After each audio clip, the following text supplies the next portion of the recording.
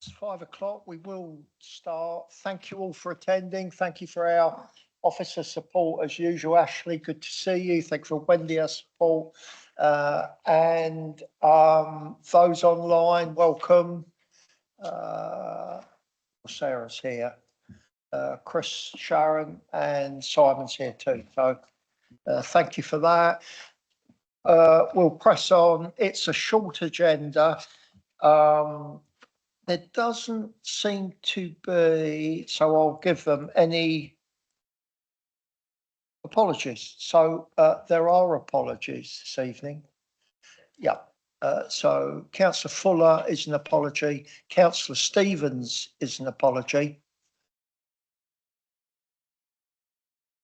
And Councillor PC Wilcox. So their apologies for this evening. Actually, it's not on the agenda, that. I know we're normally all there. Let's press on. We've got a number of small items to deal with, but our minutes, to confirm a true record minutes held on the 9th of May. Any comments, any observations? If not, are you happy to confirm them as a true record? Happy to propose them in Paul's absence. He usually does it. Uh, I'm happy to propose them because Paul would normally do it. Thank you. I need a seconder, please. Thank you, Karen. Those in favour of true minutes, thank you.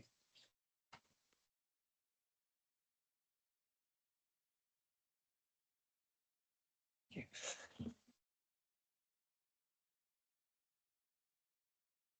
Any declarations of interest on items tonight, or declarations generally?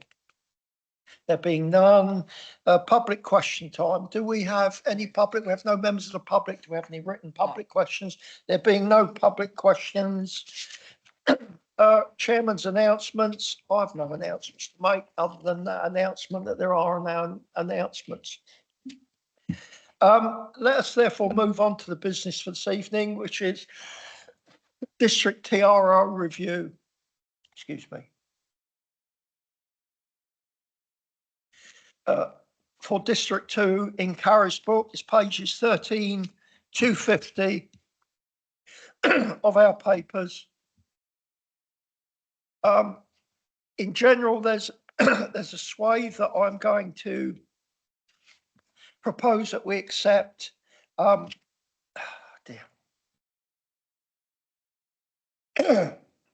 as usual, this follows a process, as we now know on the TROs. It's a legal process. There's consultation. All of the work is put in. The recommendations come from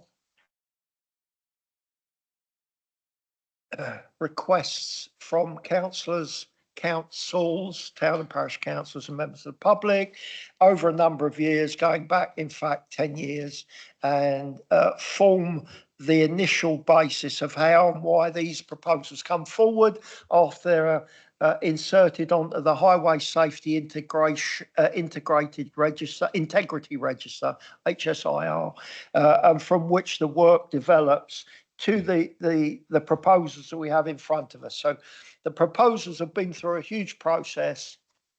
You can be assured that they have met all of the legal responsibilities of this authority. And in this case, I'm going to, with your additional papers, propose that the PRO for Alvington Manor View in Carisbrooke, this is Scheme 1 in Appendix 1 on page 63 of our cabinet papers, be amended as per the diagram that you have. In brief, because these have to be attached to minutes and it may be difficult to attach the diagram to minutes, so I will describe it. It will be that the proposal is amended to not implement double yellow lines from the junction of Gunville Road along Alvington Manor View just to a point adjacent to number 9 Alvington Manor View. That's marked and taken out. The black mark is taken out on your papers. That's the proposal.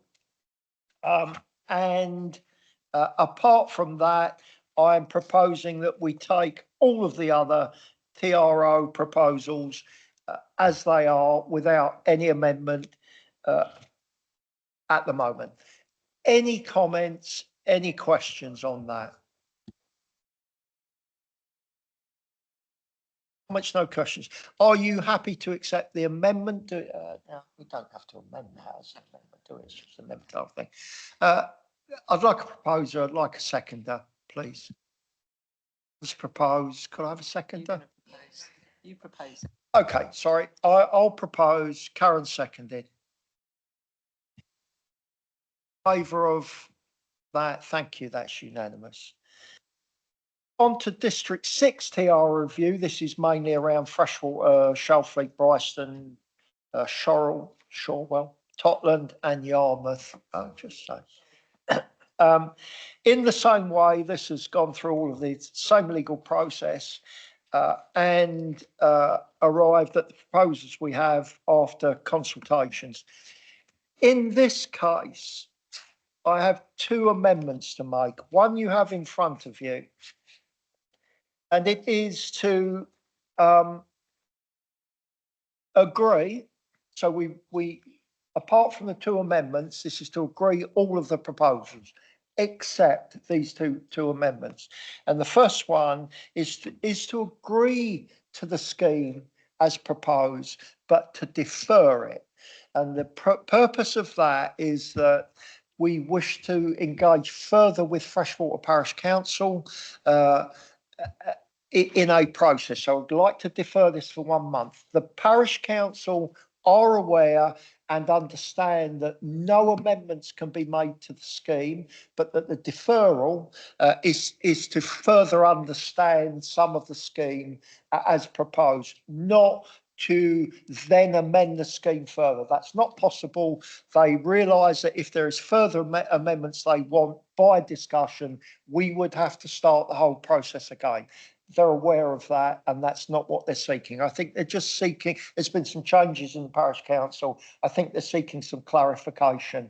I know from my own discussions with our highways team that the ask of the owners and the developers and the developer's agent has not been met fully by this authority, and we've not accepted all of the proposals.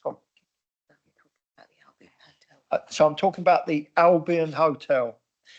It's known as Freshwater. I think it's 59 footpath, but it is the Albion Hotel at Freshwater Bay. So it's the small slip road off the main road. So we believe that the scheme that's proposed is okay, but we'd like to defer it for 1 month that allow us to have further discussions with the Parish Council. The second amendment, which has come rather late, and it's come for a reason that in close observation of the consultation at Shalfleet, and specifically the main road at Newbridge, Shalfleet, I've noted that there were 32 objections and 2 supporting. I'd like to understand a bit further about this proposal, and I'm going, therefore, and the officer is on annual leave, so I can't do that.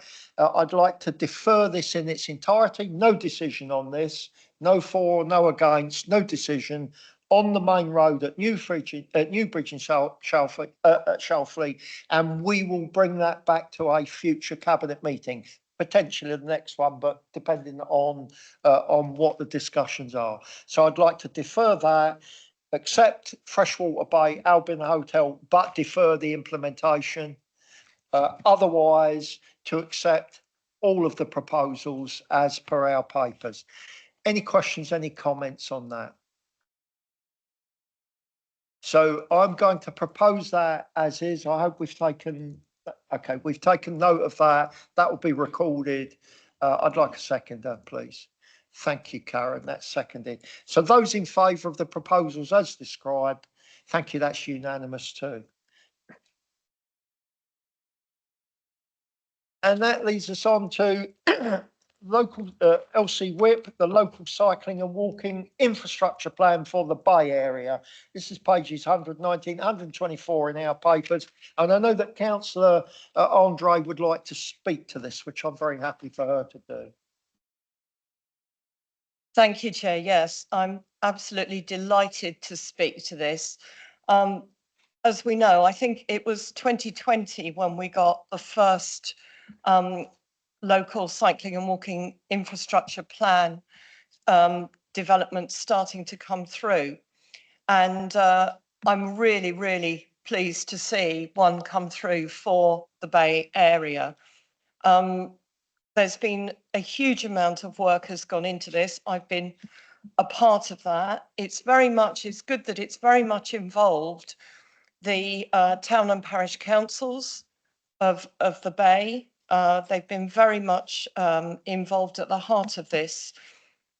And most importantly, residents have had a lot of input into this because it's about how we shape, very much about how we shape our communities.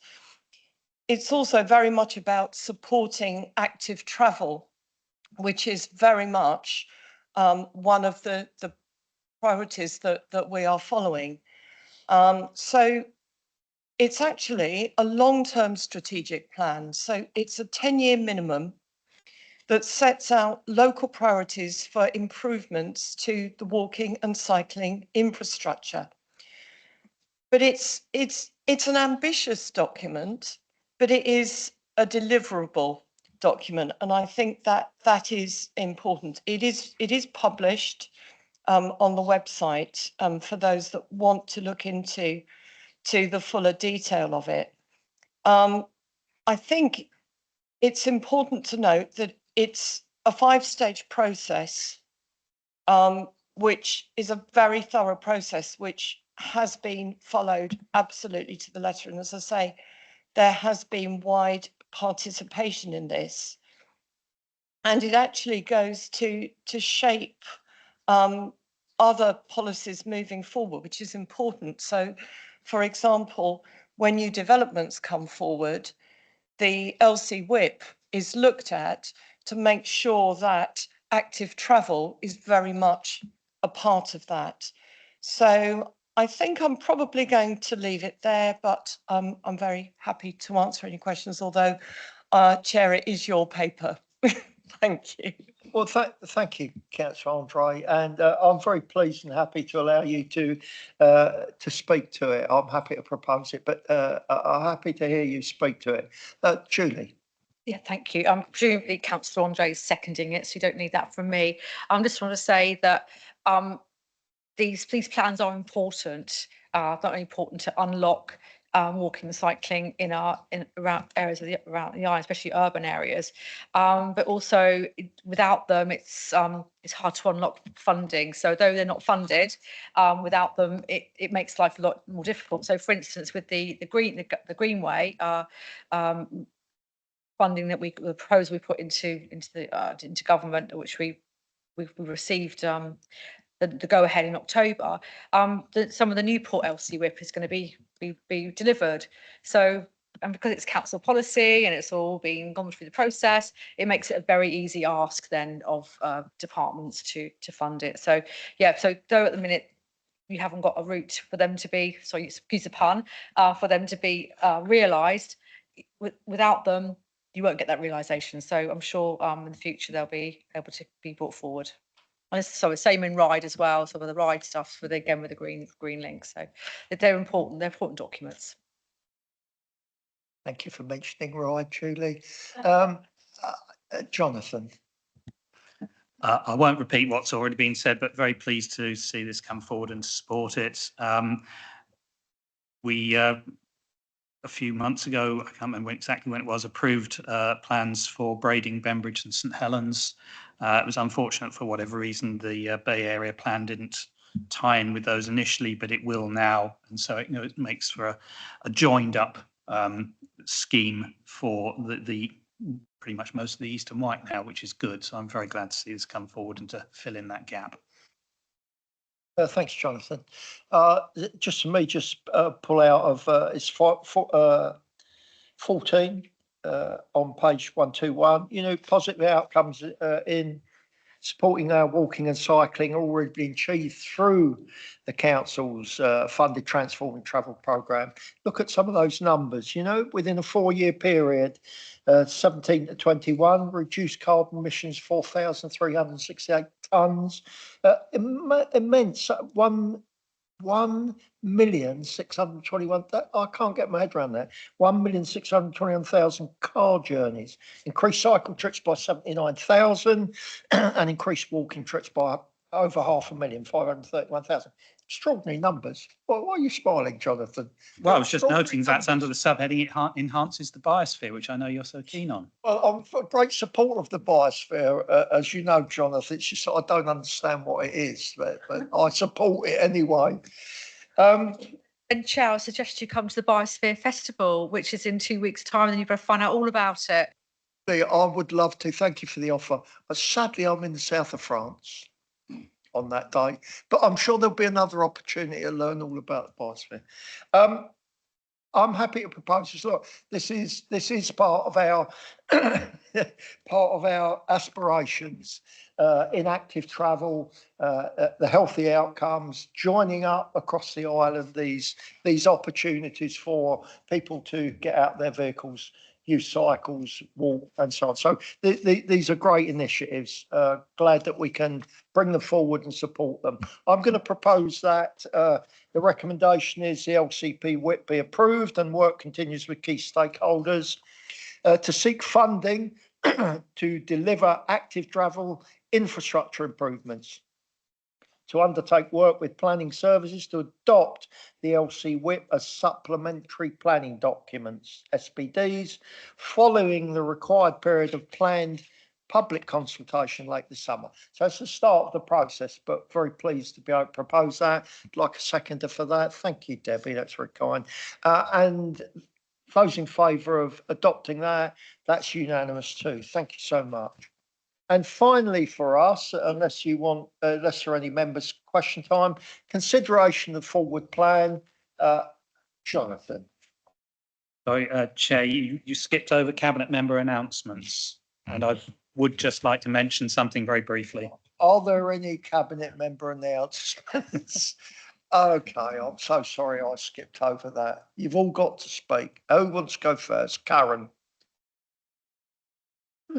I'll just be very quick, but I just want to, so we've got the LCWIP Festival coming up soon. And I know there's a lot of work that staff do in the background that people probably don't know, the public. So our emergency team, environmental health, licensing, everybody. So I just want to thank them for all the work that they do, keeping people safe, whether it be food hygiene, sound, and the roads, of course. So I just want to recognise the work that they do, keeping everybody safe. And I want to wish everybody a nice LCWIP Festival. I'm not going this year. Ryde Police Station is opening this autumn. The work's started already. It's been confirmed it's going to open 6 days a week, but I don't know the opening times yet. But there's certainly going to be somebody there every day, so that's really good. It's not totally my remit, but emergency planning comes under this. So section 19 reports should be coming out soon. The AA modelling on what happened that day should be out soon as well. So I want to thank all the stakeholders that have helped support me getting things done actually. Because of that terrible day. So the EA, Southern Water, Island Roads, Ryde Town Council, who was very, very supportive, as we know, did the skips and stuff so we could get things moved. And Natasha Dix and all her team, who've been excellent the whole way through. So thanks very much.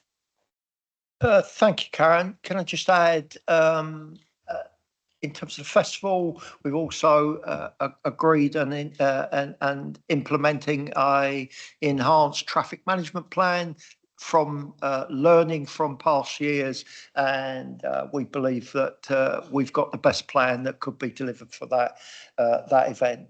Julie. Thank you. Just a couple of things to mention. Firstly, I had some updated figures from One Leisure yesterday with our obviously the one cars and attendance, and that's all going in an upward trajectory. So that's really, really good news. It's fantastic. And they say Karen and I are both proud one card members, and I encourage everyone to buy one card and enjoy the well-being that you can achieve by attending all the classes and gym and so on. Anyway, that's One Leisure, so good to see that continuing, going the right way. Had 2 place plan meetings this week. One Cowes and Northwood. I join in there with their food security one, really interesting, and it shows you how important these place plans are, really understanding the needs, deep down granular needs of a community. And we had the first Bay Area place plan, obviously a bit bigger.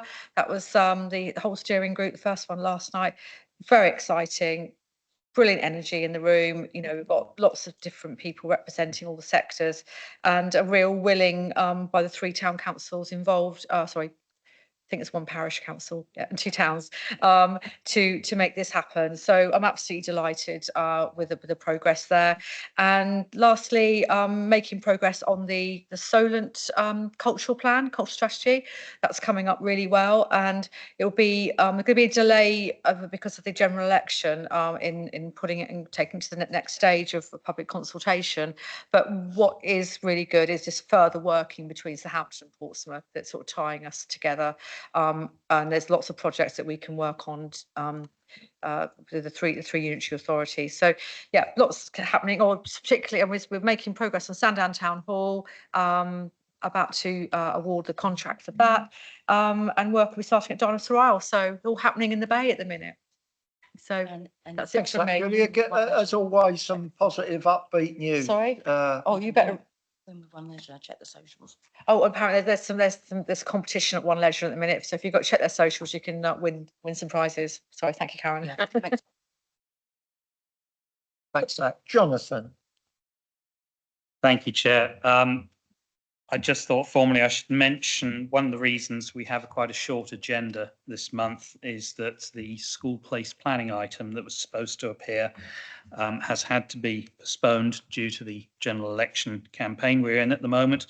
But just for everyone's information, it will be before the next cabinet, which is now taking place on the 18th of July. And that should mean, I think, the papers and information that people I expect keen to see will be appearing, I think it's on the 10th of July.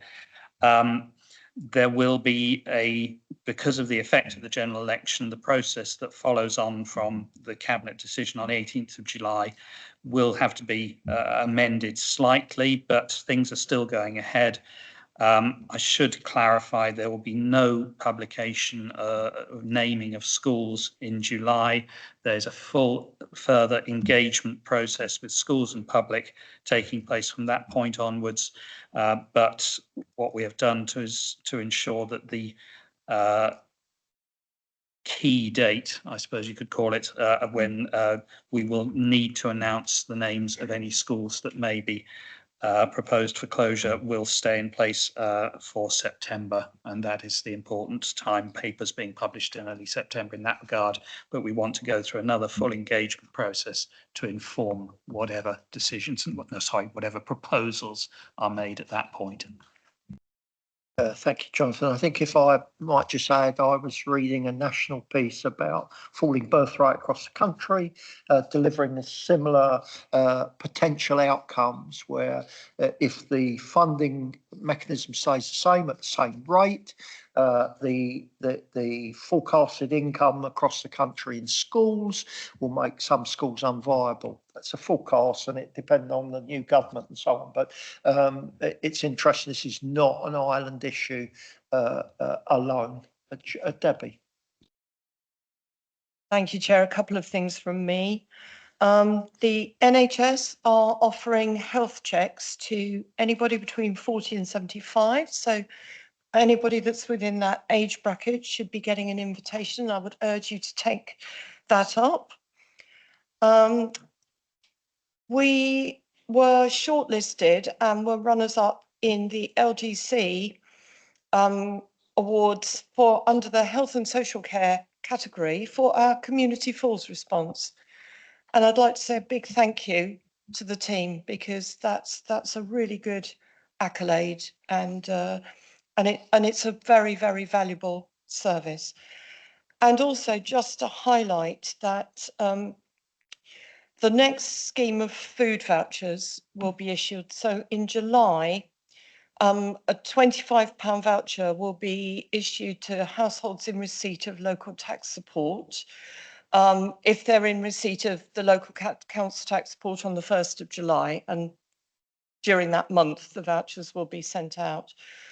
But there is other support available, and I would urge everybody to go onto the council website, cost of living, where there are full details of all the support that is out there. But don't forget to get in touch if you want any more details. Thank you. Thank you, Debbie. Would you just explain to me the vouchers are what that can be spent in shops, or The how does Sainsbury's. that work? They're Sainsbury's vouchers. So it's a £25 Sainsbury's voucher. And it's my understanding it will go out to those that are in receipt of local council tax support. They don't actually have to apply for it, but there are other means of support that people can apply for. I hope that's clear. Yeah, thanks for Thank that you. clarification. For myself, we continue to try and deal with the issues that Ventnor face, serious issues. I wrote to the government on the 30th of April. I had a reply yesterday, I think it was, yesterday or the day before, not from the minister, interestingly, who decided to delegate the reply to a senior officer, but essentially repeating what we receive every single time from government when we ask for additional money for highways, that there is none. There is no extra money for the badly affected areas of Ventnor, Leeson Road, particularly, nor indeed for the military road. And they repeat endlessly that we are in receipt of, I think the sum is 23 or 25 million pounds. No, it's more than that. We're in receipt of PFI funding money. I can't remember the exact amount off the top of my head.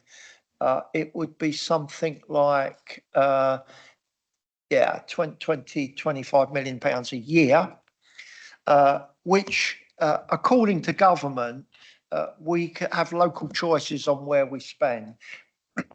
Of course, you all know that we entered into a contract, and it would be difficult, if not impossible, to remove any of that funding. I know, under the contractual arrangements we have, which is for a service contractually, at a price contractually. So it seems that government just want to use that as an excuse for not considering further funding. So we will continue when the new government's in place. We will restart that, right to the minister's team again, and continue to ask for money, because we simply don't have the levels of money that is required to deal with the immediate emergency problems in Ventnor.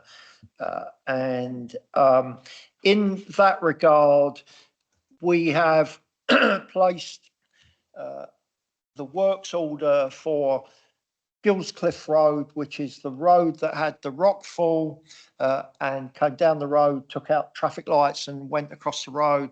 We've placed the order for a netting solution to that. So that will take place hopefully by about the second week of July. That work should be done and that road should be opened, all being well. That's all, that works are ordered. And insofar as Leeson Road is concerned, the order has been placed for boreholes, at the moment 4, to drill down in excess of 85 metres, potentially 100 metres, potentially into the sandstone, which is underneath all of the galt and the clay, to put monitors in to establish if there's any continued movement of the deep area and the surface area. There's surface monitoring in already. So that's been ordered. That work will be carried out, specialist work. It won't be, Island Roads will subcontract that. And we expect to have data before or on or around September that would be sufficient for us to make a decision about the future of Leeson Road. We all hope this as an authority, as a highways authority, as a community in Ireland, that data will allow us to open that road in some way or other. It's an important road. We know how important it is. It's an A road. And further on, the same military roads as the same A road. So it's important that we get that data. Our professional advice is that we need to do that. I think that's accepted now. And I've had other discussions with other professionals who also agree that that's the way forward. So that's taking place. It's frustrating. The time delays are frustrating, but we have to go through this. The road is closed out of safety concerns, not out of any policy decision that this council or this administration's made. So it's closed for safety concerns. We'll establish whether it's safe to open, and when we do that, at the soonest moment, we'll take the appropriate action. If it's opening the road, that's what we'll do. And further afield on the military road, we continue to find a solution which would be a route. For longer term, a rerouting of the military road. That could be in different ways. It could be a small reroute round one of the three or all of the three at-risk areas, or a wider reroute. I've written to the TFSE, Transport for the South East, today asking for support. I've written to the chairman of that. We're a member of that board, asking for professional officer support in building a business case to government for substantial funding. So that's gone on today as well. So we continue to work to find these solutions for our island and under testing times. Again, when the new government comes in place, we will hopefully be in a place to put forward some sort of bid to government, mainly Department of Transport on that. That's all I have for the moment for me. No further comments. Or back to consideration forward plan. Any comments? Anything in there that's untoward, needs adding or subtracting? Jonathan. Just to underline what I was saying earlier about the 18th of July, which it might be worth pointing out is a revised date, so as to accommodate publishing papers after the end of the general election process. Otherwise, we'd still been caught by the pre-election period if we'd stuck to the original date. So people might not have picked that up yet. I notice our forward plan says 18th of July for the proposed meeting. That's okay, isn't it? That is the revised date. Yeah. And it was originally a week before, but that Yeah. necessitated the publication of papers before the 5th of July. Yeah. Thanks, Jonathan. Our revised papers show, I assume they're out on public as well. Yeah. Thanks for that, Jonathan. No further comments on that. Our final item then is members' questions time, and I know you